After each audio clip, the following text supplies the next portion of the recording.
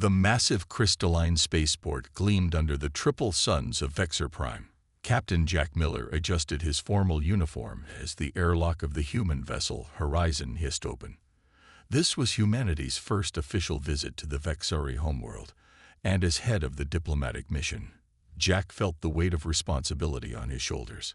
"Remember everyone, best behavior," Jack muttered to his small team. "We're making history today." The airlock opened fully to reveal 3 tall Vexori officials waiting in the docking bay. Jack had seen images during briefings, but nothing prepared him for seeing the aliens in person. They stood nearly 7 feet tall with 6 limbs, 4 arms and 2 legs, and skin so thin it was almost transparent, revealing a complex network of blue-green circulatory pathways beneath. The tallest Vexari stepped forward, 2 of its hands raised in what the briefing materials had described as a gesture of peaceful greeting. "Welcome to Vexor Prime, humans," it said through the translation device. "I am High Diplomat Trell. We are honored by your presence." Jack returned the gesture somewhat awkwardly. "The honor is ours, High Diplomat. I am Captain Jack Miller of Earth." As they walked through the spaceport, Jack and his team marveled at the architecture. Massive crystal structures caught the light and split it into thousands of rainbows that danced across the floors and walls. Everything seemed to be built with precision that spoke of advanced mathematics and engineering. "Our city was grown rather than built," Trell explained, noticing their fascination. "We cultivate our structures from living crystal compounds that respond to biochemical commands." Dr. Tom Reed, the team's science officer, couldn't contain his excitement. "Fascinating. Your biochemical technology must be incredibly advanced."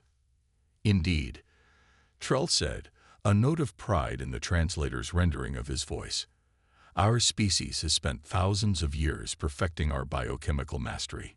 It is our greatest achievement and the foundation of our civilization." They boarded a floating transport platform that moved silently through the city. Jack noticed how the other Vexari they passed would stop and stare at the humans with what looked like a mixture of curiosity and something else. Was it caution? "Your species is quite different from ours," said another Vexari official who had introduced herself as Chief Scientist Mira. Jack noticed how her inner fluids pulsed faster as she studied them. "Your biological processes are unusual to us. I'm sure we have much to learn from each other," Jack replied diplomatically. They'd arrived at a grand building that spiraled upward in impossible patterns of crystal and light. Inside, a large delegation of Vexari waited in a circular chamber. "The High Chancellor awaits," Trell announced. "This is a great honor. It has been many cycles since our leader has personally greeted off-world visitors." The High Chancellor was distinguished from the others by elaborate patterns etched into his transparent skin, and a cloak that seemed to shift colors with every movement. All 4 of his hands were adorned with intricate rings. "Captain Miller of Earth," the Chancellor's voice resonated through the translator. "Your arrival marks the beginning of what we hope will be a prosperous relationship between our peoples." Jack bowed slightly. "Thank you, High Chancellor. We come in peace and friendship." "Excellent. Tonight, we will hold a formal welcoming ceremony to honor our new human friends," the Chancellor announced. "There we will demonstrate the achievements of Vexari culture and share with you our greatest treasures." As the Chancellor spoke, Jack couldn't help but notice how the alien's eyes kept studying the humans' physical forms with what seemed like a mixture of curiosity and something that almost resembled superiority. "We have prepared quarters for your comfort," Trell explained.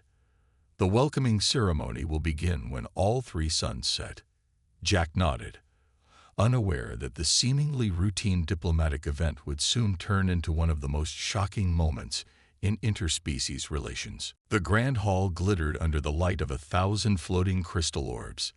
Jack and his team had changed into their formal dress uniforms, which now seemed plain compared to the elaborate biological decorations the Vexori wore. Their host's skin patterns shifted and glowed with what Jack assumed were signs of excitement. "They really know how to throw a party," whispered Tom, looking at the massive chamber filled with Vexari officials and scientists. High Diplomat Trill approached, now wearing ceremonial markings that pulsed with blue light. Captain Miller, please join the High Chancellor at the center table. Your team may follow. Jack nodded and led his people through the crowd. He noticed how the Vexuri moved aside, leaving a wide space around the humans.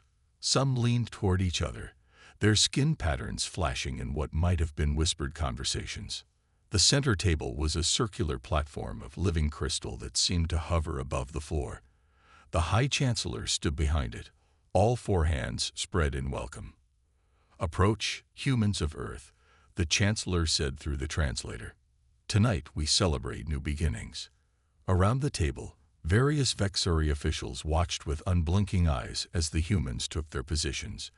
Jack noticed several seemed tense, their skin patterns pulsing rapidly.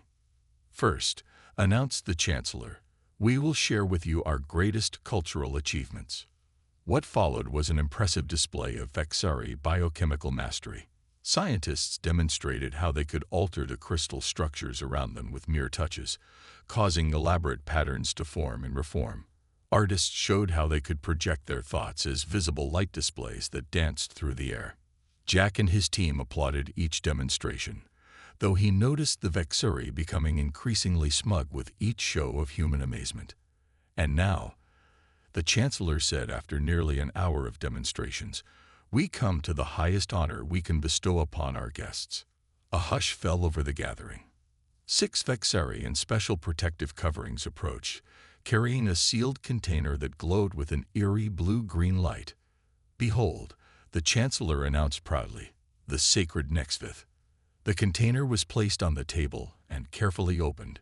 Inside was a crystal decanter filled with a luminous liquid that seemed to move with a life of its own. "The Nextvith is our most prized biochemical creation," explained the Chancellor. "It represents the pinnacle of our evolutionary journey.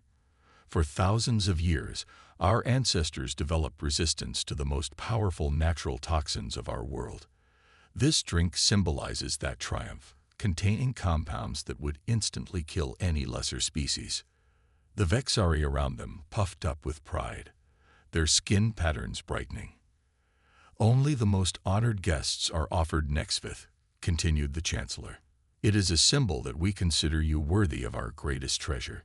The Chancellor gestured, and one of the protected handlers carefully poured a small amount of the glowing liquid into crystal glasses. The handler passed the first glass to the Chancellor, who then held it out to Jack. "Captain Miller of Earth, accept this sacred drink as a symbol of our respect." Jack took the glass, noticing how the liquid seemed to swirl on its own. Across the table, he saw the science officer Mira's skin patterns flashing rapidly. Other Vexuri were leaning forward, watching intently. "What a great honor," Jack said, raising the glass in salute, "to new friendships between our peoples." Several Vexuri officials exchanged quick glances. One started to raise a hand but was stopped by another's touch. The Chancellor's inner fluids visibly pulsed faster. Jack brought the glass to his lips, unaware of the mounting tension. The Vexuri watched with what could only be described as horrified fascination, a collective breath held by an entire species. Just before the liquid touched his lips, Jack paused, suddenly aware of the intense focus on him. But diplomatic protocol demanded he continue. Centuries of human diplomatic training had taught that refusing a ceremonial drink was a grave insult.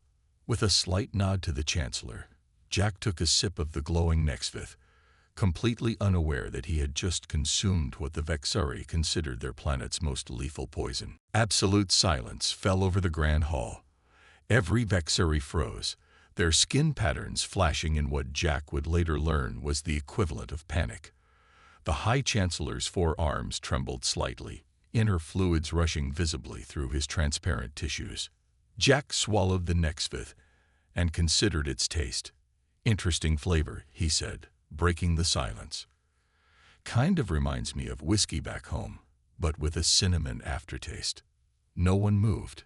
No one spoke. The Vexuri simply stared at him with their large, unblinking eyes. Jack looked around, confused by the reaction. Had he committed some unknown social error?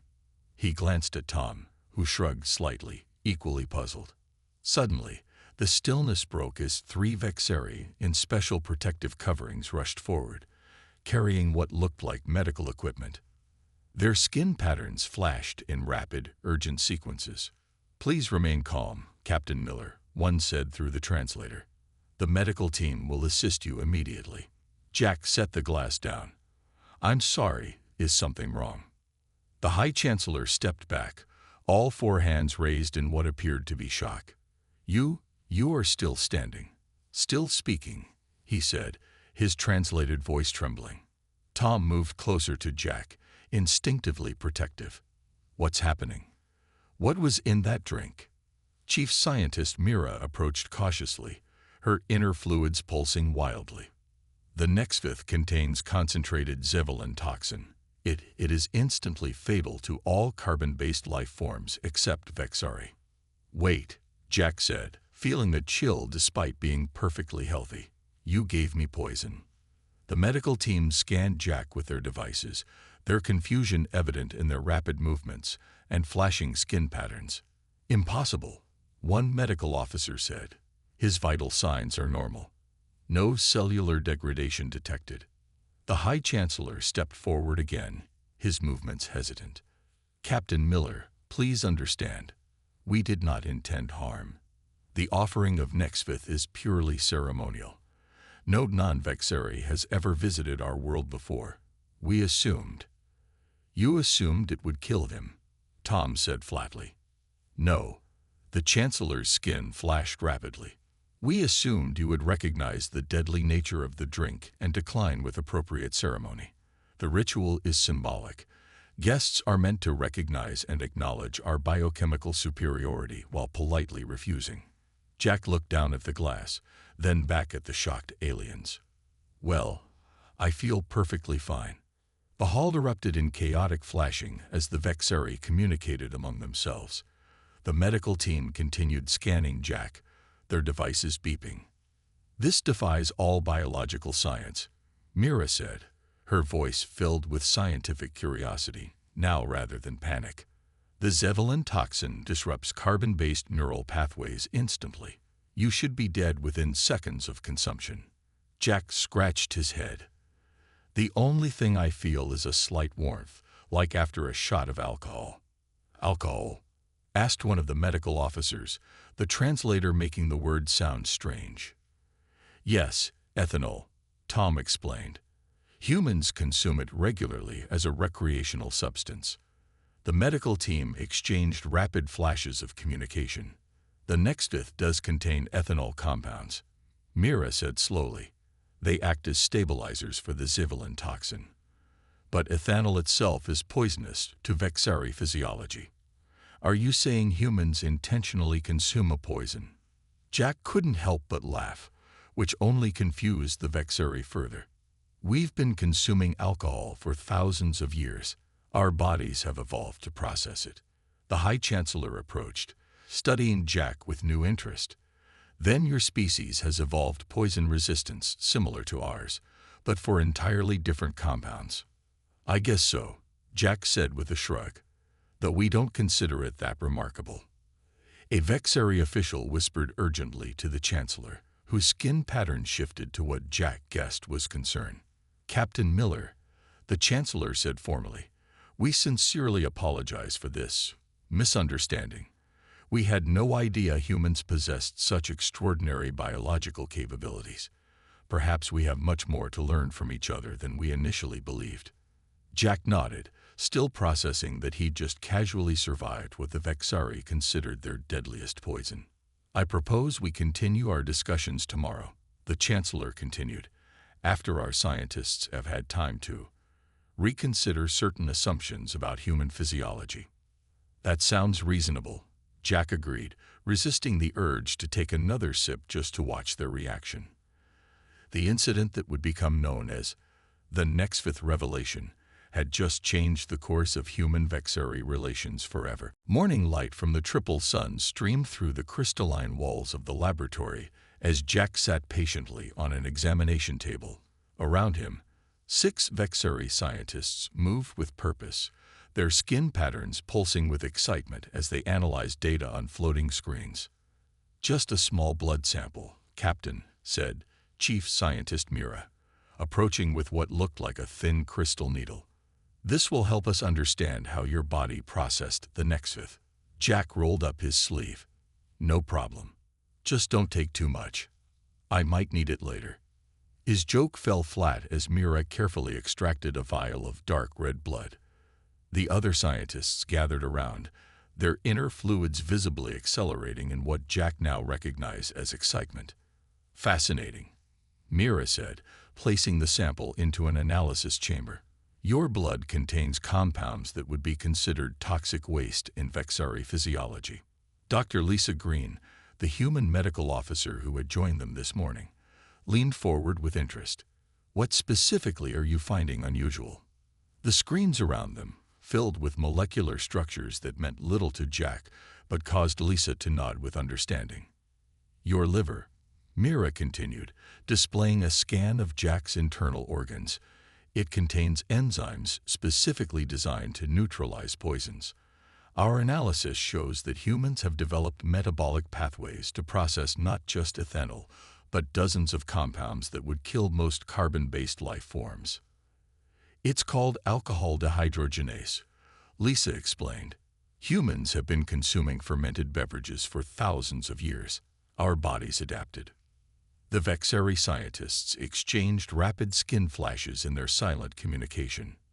What's even more remarkable, continued another scientist named Kell, is that the Zevalin toxin appears to have been completely broken down by Captain Miller's digestive system.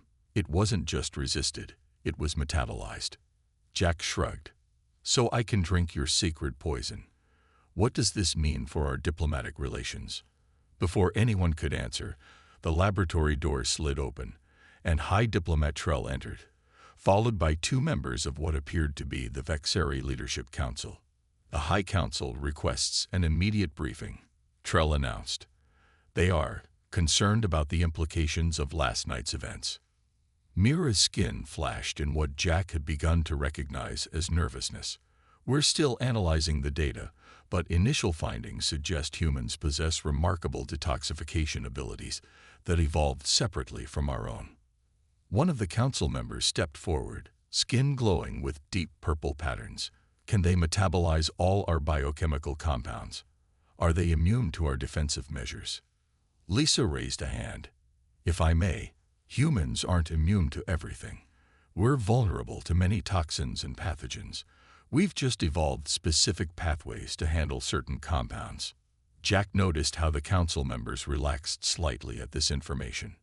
What's interesting, Lisa continued, is how our species evolved similar solutions to different evolutionary pressures. You developed resistance to the toxins of your world. We developed ways to process certain plant compounds that became part of our diet. The laboratory fell silent as the Vexari processed this information. Jack watched them carefully, aware that this scientific revelation had broader implications for the power dynamic between their species. There's more, Mira said, displaying new data. Human cellular structures show remarkable radiation resistance compared to Vexari tissue. According to our models, Captain Miller could withstand radiation levels approximately 3 times what would be lethal to us. This announcement sent visible waves of concern through the Vexari officials. Their skin patterns darkened and pulsed rapidly. Our planet has minimal radiation due to our atmospheric composition, Kell explained. We never needed to evolve such protections. Jack cleared his throat. I think what we're discovering is that our species have different strengths and vulnerabilities. Neither superior, just different. Trell's skin pattern shifted to what Jack hoped was agreement. The High Chancellor has called an emergency session to discuss these findings. Captain Miller, your team is invited to attend. As they prepared to leave the laboratory, Lisa pulled Jack aside. They're scared, Jack. They thought they were the apex species, and now they're realizing they might not be. Jack nodded. Then we need to make sure they understand we're not a threat. This could either make or break our relationship with the Vexari. The scientific revelation had shifted something fundamental in the diplomatic mission. As Jack followed Trell through the crystal corridors, He knew that human-Vexeri relations now hung in a delicate balance. The High Council chamber rose in elegant spirals of living crystal, with 7 Vexeri council members seated on elevated platforms. Jack and his team stood at the center, feeling the weight of dozens of alien eyes studying them. "Let us speak plainly," said the High Chancellor, his skin patterns more controlled today. "Yesterday's incident has forced us to reconsider our understanding of human physiology." Jack nodded. "I hope in a positive way, Chancellor." "That remains to be determined," replied a council member whose patterns indicated she held a military position. "Your species' ability to consume what we consider lethal raises security questions." The tension in the room thickened. Jack chose his next words carefully. "Council members, humans don't see ourselves as superior because we can drink your ceremonial beverage. We simply evolved differently based on our planet's conditions." Chief Scientist Mira stepped forward, displaying data from the morning's tests. "The humans' biochemistry shows they process toxins differently. However, they have vulnerabilities we do not share." "Such as?" asked the military counselor, inner fluids pulsing rapidly. "Their skin provides minimal protection against acidic compounds," Mira explained, "and their oxygen requirements are rigid compared to our adaptable respiration." Jack noticed how this information visibly relaxed several council members. Their transparent tissues seemed to loosen, and their patterns shifted to calmer colors. "May I suggest," Jack said, seizing the moment, "that our differences make us potential partners rather than threats. Earth's Trading Council is particularly interested in Vexari biochemical technologies, which far surpass our own." The High Chancellor's patterns flickered with interest. "What could humans offer in exchange?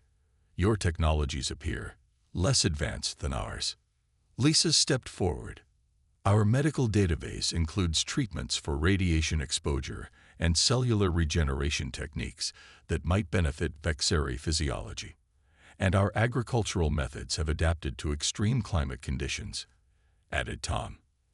"We've developed crops that could thrive in your planet's unique soil composition." The council members exchanged rapid flashes of communication among themselves.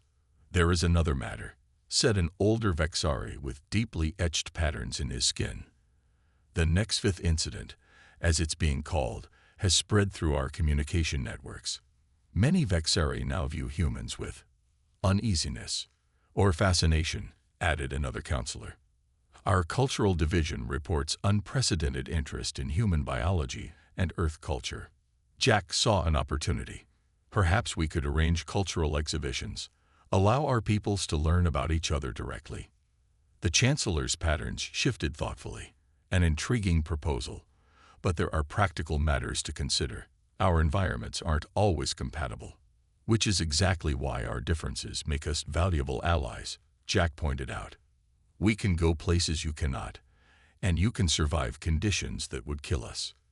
The military counselor's patterns darkened. "You suggest using humans in toxic environments where Vexeri cannot safely operate." "I suggest cooperation," Jack clarified, "not exploitation. Equal partnership based on complementary abilities." A long silence followed as the council communicated in their silent, pattern-based language. Jack waited, knowing this moment would define human-Vexeri relations for generations. Finally, the Chancellor spoke. "We propose a modified agreement, expanded trade terms, particularly in biochemical and medical technologies, and," his patterns brightened slightly, "a joint research initiative studying the biological adaptations of both our species." "That sounds promising," Jack agreed, feeling a wave of relief. "There is one more thing," the Chancellor added.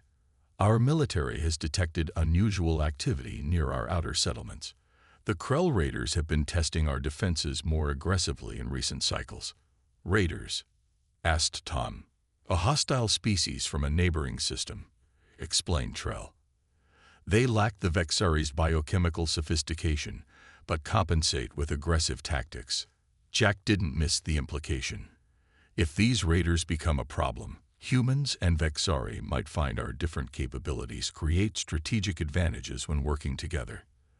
The Chancellor's patterns shifted in what Jack was learning to recognize as approval. Indeed, Captain Miller. Indeed. As the meeting concluded, Lisa whispered to Jack, "Pretty convenient timing for these raiders to become a problem." Jack nodded slightly. Maybe. Or maybe it's just the opportunity they needed to see us as allies rather than threats. Either way, the diplomatic landscape had shifted dramatically, all because Jack had unknowingly sipped a deadly poison and lived to tell the tale. The emergency alert wailed through the diplomatic compound, its high-pitched tone making Jack wince as he rushed to the command center. Inside, Vexari operators moved with frantic purpose, their skin patterns flashing urgent warnings to one another. "What's happening?" Jack asked as Trell hurried toward him. "Krell raiders," Trell explained, inner fluids pulsing rapidly. "They've attacked our research outpost in the eastern crystal fields. There are civilians trapped inside." Holographic displays showed a distant structure surrounded by small attack vessels. Jack recognized the classic siege pattern. The raiders weren't trying to destroy the outpost, but to capture it. The research facility was developing new applications for Zeppelin compounds, the High Chancellor said as he entered. If the Krell obtained those formulas, how many civilians? Jack asked. 23 researchers and support staff, replied a military officer. We've lost contact with them, but sensors indicate they've retreated to the inner chambers. Jack studied the holograms. Why haven't your forces responded? The Chancellor's patterns darkened. The raiders deployed toxin bombs around the perimeter. The atmosphere is now saturated with compounds lethal to Vexari physiology. Our rescue teams cannot approach without special equipment, which would take hours to deploy. Tom stepped closer to the display. What kind of toxins?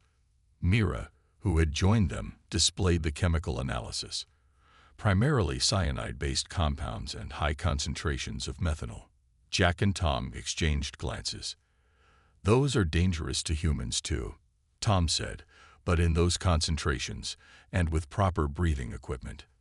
We could reach them, Jack finished. Standard human hazmat gear would provide sufficient protection for a short mission. The Vexari stared at them, skin patterns shifting in surprise. You would risk yourselves for Vexari civilians? The Chancellor asked.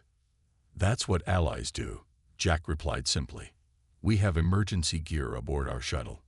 Tom and I can be ready in 15 minutes. As they hurried to prepare, Lisa caught up with them in the corridor. The methanol concentrations are high, Jack. Even with gear, exposure risks are significant. Noted, Jack said as he checked his tactical belt. But those people need help.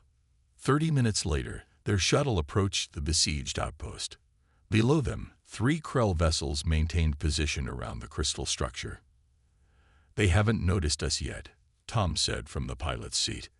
The Vexari cloaking technology is impressive. Jack finished sealing his hazmat suit. Remember, we get in, locate the survivors, and get out. The Vexari reinforcements will handle the Krell once the civilians are clear. They landed on the facility's roof and quickly located an emergency access hatch. As they descended into the building, their sensors immediately detected the toxic atmosphere. Filters working at full capacity, Tom confirmed. We have about 40 minutes before we need to exit. The interior of the facility was eerily beautiful despite the emergency. Crystal corridors laid out in perfect geometric patterns led them deeper into the structure. In several areas, they passed unconscious Krell raiders who had collapsed without proper protection. They underestimated the toxin levels, Jack observed. Bought us some time. They found the survivors huddled in a sealed laboratory at the center of the facility. When Jack and Tom appeared at the doorway, the Vexari researchers reacted with shock, their patterns flashing in confusion. We're here to help, Jack explained through the translation device. The atmosphere outside is toxic to your people, but we can move through it safely enough. The lead researcher stepped forward. Why would humans risk themselves for us? Questions later. Tom interrupted. Oxygen levels in this room will deplete soon. We need to move. They organized the Vexari into groups, using emergency breathing masks from the facility supplies to provide minimal protection. Jack led the first group while Tom prepared the second. As they moved through the contaminated corridors, one young Vexari researcher stumbled and fell, her breathing mask dislodging. Jack immediately removed his outer oxygen supply and connected it to her mask, switching to his emergency backup. "That cuts your safe exposure time in half," Tom mourned through the comm. "Then we'll move twice as fast," Jack replied. By the time they reached the roof with all 23 Vexari, Jack's vision was beginning to blur from toxin exposure. The shuttle lifted off just as Vexari defense forces arrived to engage the Krell raiders. Back at the medical facility, as Lisa treated them for mild toxic exposure, the High Chancellor himself came to see them. "Your actions today," he said, skin patterns glowing with what Jack now recognized as deep respect, "have proven that our differences make us stronger together, not divided." Jack nodded tiredly. "That was the point I was trying to make yesterday. Just didn't expect to have to demonstrate it quite so dramatically. The Council has unanimously voted to formalize our alliance," the Chancellor continued. "Not as superior and inferior species, but as equals with complementary strengths." Tom grinned despite his exhaustion. "All because Jack drank your poison and lived to tell about it." The grand ceremonial hall had been transformed. Where there had once been rigid separation between species, now Vexari and humans mingled freely. Crystal tables held both Earth delicacies and Vexari biochemical creations, clearly labeled for which species could safely consume them. Jack, now fully recovered from his rescue mission, adjusted the new diplomatic medal on his uniform. The Vexari had crafted it from living crystal that pulsed gently with blue light, their highest honor for a non-Vexari. "Quite a change from our first ceremony," Tom remarked, joining him at the observation balcony that overlooked the gathering. "I would say so," Jack agreed. "No one's expecting anyone to drop dead from a drink today." The High Chancellor approached them, his skin patterns glowing with formal dignity. 4 of his attendants followed, carrying a special container between them. "Captain Miller," the Chancellor said, "before we sign the formal alliance, we have prepared a special ceremonial beverage for this occasion." Jack raised an eyebrow. "Not more Nexvith, I hope." The Chancellor's patterns shifted in what Jack had learned was the Vexari equivalent of laughter. "No, something new. Our biochemists have created what we're calling Unity Blend, a drink that both our species can safely enjoy." The attendants opened the container to reveal a crystal decanter filled with a softly glowing liquid that shifted between blue and amber. The molecular structure combines elements of Earth whiskey and Vexari Nexvith, explained Mira, who had joined them. "A symbolic joining of our biochemistries.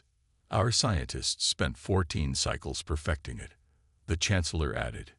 "It contains just enough ethanol to give humans what you call a pleasant buzz without harming Vexari tissues." Jack smiled. "Now that's diplomacy I can drink to."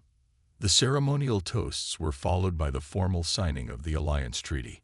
As Jack pressed his thumb to the living document, he felt the crystal warm beneath his touch, recording his genetic signature alongside the Chancellor's. Later, as musicians from both worlds performed together, Earth instruments alongside Vexari crystalline resonators that played with biochemical signals, Jack found himself in conversation with an elder Vexari scientist named Vorn. "You know," Vorn said, his age visible in the deep etching of his skin patterns, "when I first heard a human had consumed Nexvith and survived, I was terrified." "Terrified?" Jack asked. "Why? For thousands of years, we Vexari believed our biochemical mastery made us special in the universe," Vorn explained. "We thought we were the only species who had evolved beyond the limitations of standard carbon-based life. And then I came along and casually drank your deadliest poison," Jack finished. "Exactly." Vorn's patterns rippled with philosophical amusement. "It forced us to confront our assumptions about superiority." Across the hall, Jack watched as Lisa worked alongside Vexari medical researchers, comparing notes on their latest joint project, a treatment that combined human radiation resistance techniques with Vexari regenerative biochemistry. Now we understand that evolution follows many paths. Vorn continued. The Vexari evolved in a world of toxic compounds but minimal radiation. Humans evolved with radiation, but developed different toxin responses. Neither path is superior, just different solutions to different environmental challenges. The Chancellor called for attention, raising a glass of the Unity blend. Today marks not just an alliance between worlds, he announced, his translated voice carrying through the hall, but a new understanding of life itself. For generations, the Vexari classified other species as either threats or inferiors. Today, we introduce a new classification: adaptive partners. Cheers rose from both humans and Vexari. And to think, Tom whispered to Jack, all of this happened because you were too polite to refuse a drink. Jack laughed and raised his glass in response to the Chancellor's toast. To adaptive partners, he called out. As human and Vexari voices joined in the toast, Jack reflected on how a simple misunderstanding had opened the door to something remarkable. Their differences, which could have driven them apart, had instead shown them that diversity created strength. Outside the crystal windows of the hall, the three sons of Vexor Prime began their evening descent, casting rainbow light through the city, a fitting symbol for two species who had found beauty in their differences rather than fear. And somewhere in the universe, other species would soon learn of the unusual alliance between the biochemical masters of Vexor and the poison-drinking humans of Earth.